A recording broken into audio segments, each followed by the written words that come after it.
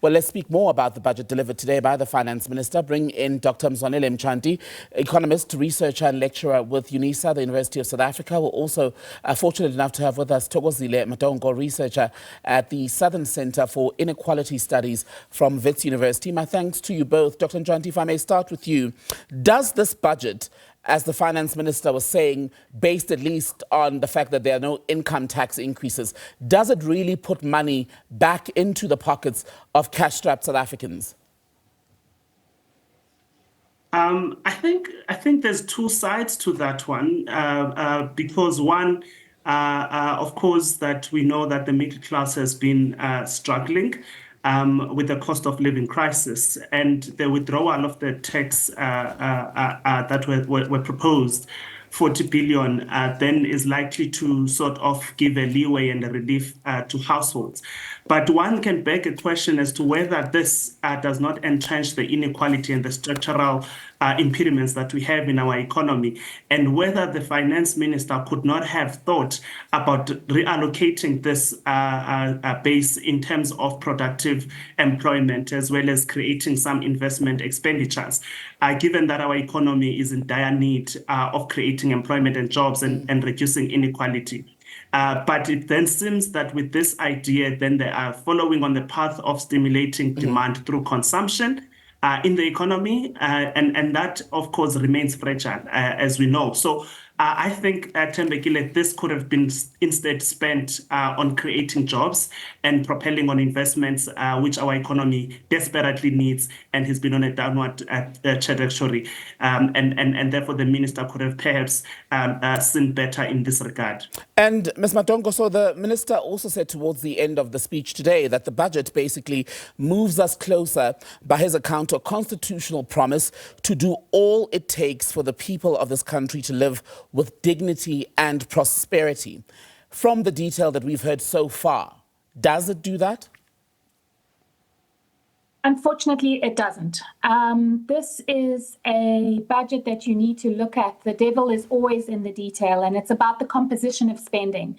And so, as my colleague was saying, just the fact that they decided to opt out of taxing the rich, the very wealthy, the 1% of South Africans, which could have provided much needed resources for our ailing deficits in our public services, in our utility infrastructure, particularly water now, as you know, in Johannesburg and other places, they're struggling with poor water infrastructure. And so essentially what this budget does, what Budget 2026 does, is it benefits those who already have more, and those who don't have, it disadvantages and pushes them further into unstable circumstances. And we see this in terms of the increases in the grants, for example. You know, a 20 Rand increase or an 80 Rand increase is maybe 1 or 4 extra loaves of bread in a year. And we're being told that that is something that is sufficient for people to be able to live a decent and dignified life. Absolutely not. So the infrastructure budget that has been lauded, and people clapped in Parliament today about the infrastructure spending. Yes, we need infrastructure spending, but the right kind of infrastructure spending. Right. The infrastructure spending that looks at public transport, that looks at our public services, and so forth. I do want to go back to one of your earlier points, Thokozile Madonko, about the wealth tax. Every year, either on the eve of the budget or on the day, as we saw today, in fact, there are trade union federations, civil society, they march, they say it's time to tax the wealthy more instead of taking from people who are already cash-strapped. But do you realistically think that we will ever get to a point where Treasury agrees to a wealth tax? I think we'll get to that point once we have economists in Treasury that understand that austerity budgeting is bad for the economy and bad for South Africans. So when we have a cohort, and there are many economists within National Treasury that are supportive of a wealth tax, don't get me wrong, the reality is there's still this very strong idea that trickle-down economics is going to work for South Africans. And in 2026, we have no evidence that trickle-down economics actually works for us. So keeping the rich super rich is not benefiting people who are needing to access employment, needing to access healthcare, education, and so forth. And Dr. Ntshwanti, I want to bring you back in and talk to you about something else that wasn't in the speech. There wasn't an announcement around the introduction of a basic income grant. That call has gained momentum from about the COVID-19 period when there was that grant introduced for people who have no other income, right? And Treasury has said over multiple addresses that they're looking for models through which it could be funded. We're not there yet. Is government simply kicking the can further down the road here?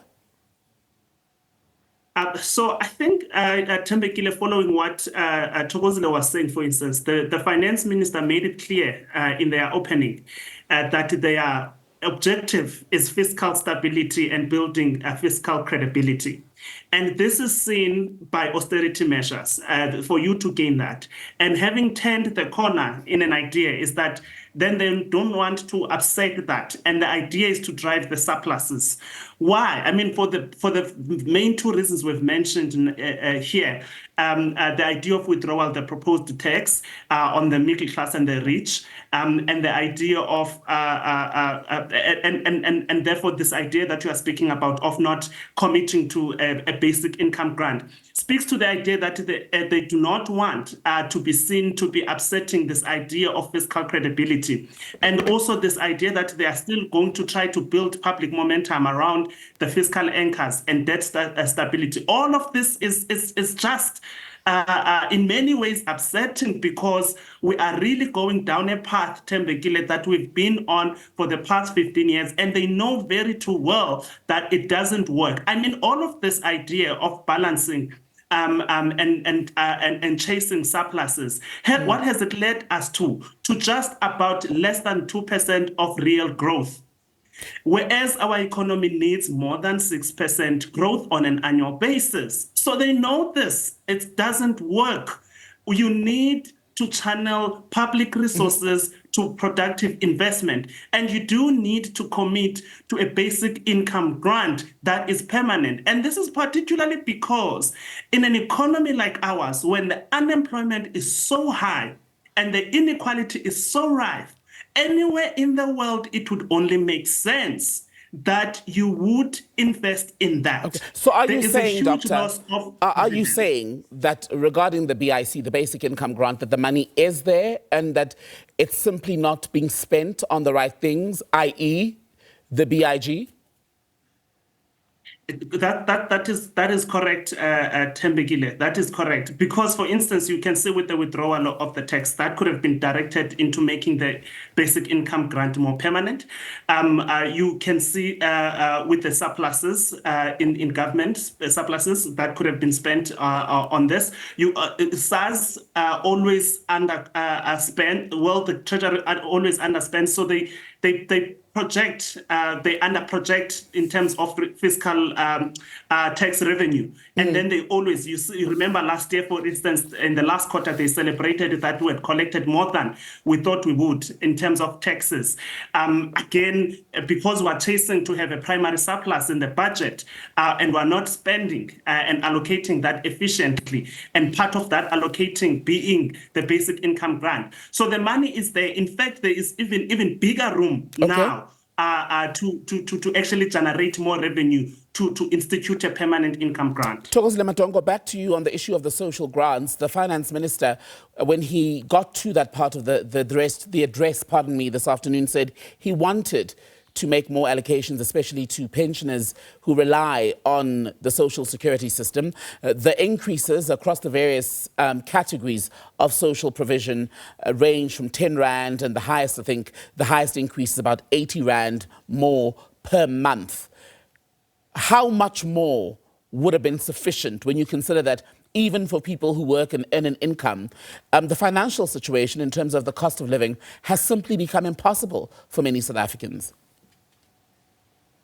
So there are a number of markers that we could use to be able to determine what could be a living wage. And, You can use the food, basic food basket, which is about 3,500 to 4,000 Rand for an average family. And so you see the old age grant at around 2,400 is well below what it needs to be able to give the nutritional needs, to meet the nutritional needs of a family of four, average family of four. But we know that in South Africa, our average families are not of four, and that the old age grant is meant to be for the older person. And in fact, it is feeding whole families. So even the way these grants are designed, they are actually heavy lifting and providing a buffer for the state to fail on its obligations to ensure people have access to the resources they need to participate in the economy. So what is shocking about this budget is that there's an admission that household consumption is going to go down in the next fiscal year. So they're assuming that people are going to be spending less in the economy, not more, which is meant to be creating demand. The idea behind that, some would say, is that no, households are going to be saving more. But you ask me, a household with an older person with maybe 2 or 3 people maybe accessing the child support grant are able to save on a monthly basis. So what we are seeing is that they don't even have confidence in their own economic project of stimulating growth and demand in the economy, which is a classic symptom of austerity, is that austerity policies like this, especially when the composition of spending is so skewed against growth-orientated spending, then we see lower growth and more inequitable services and a push towards private services. Mzwanele and Ntshwanti, let me ask you about small business then, because we're often told that small, medium enterprises are the main driver when you look at future economic growth for this country, the creation of jobs, etc. When you look at taxation, the minister was very pleased about some of what's been done here, small business VAT registration threshold and the compulsory VAT registration threshold for small business. Increases now from 1 million to about 2.3 million. Does it give them enough room, though, to breathe, to be able to contribute in a way that is meaningful to the economy more generally, but especially on the issue of the creation of jobs? Thank you, Thokozile. This is, of course, positive, but I think we are really trying to make an argument here. For an example, one of the proposals that have been made is this 1 trillion investment on infrastructure over the long run, and there's reforms that they want to institute at local municipalities. There's no direction whatsoever on that, and the small businesses are the microcosms of the economy anywhere in the world. And there has been no targeted support for the local communities and the family-oriented businesses and small businesses in this economy. How do you do that? Again, the government should direct funding to enable these businesses to move up the value chain. The challenge here is that our government has not been redirecting investment to ensure that our small businesses move up the value chain. Right. What you have been seeing is small industries that create precarious jobs. For instance, you speak about precarious jobs.